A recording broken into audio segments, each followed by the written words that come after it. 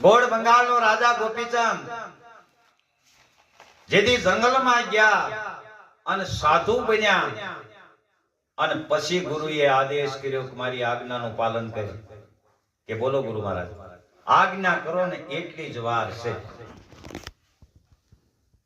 એવા શિષ્ય હોય છે એ ખાલી ગુરુ આજ્ઞા ક્યારે કરે એની વાટ જોઈ બેઠા હોય છે. ગુરુ મહારાજે આદેશ કર્યો કે જા તારા રાજમાં જઈ અને ભિક્ષા લઈ જા. અને 12 વર્ષે જ્યારે ગોપીચંદ પોતાના રાજમાં આવે છે, ભગવા લુગડા પહેર્યા છે, ખંભે જોડી છે, હાથમાં સીપીઓ છે, અને પોતાના રાજમાં આવી પટાગણમાં આવી અને અલખ નિરંજનનો નાદ કર્યો. મેનાવતી રાણીઓ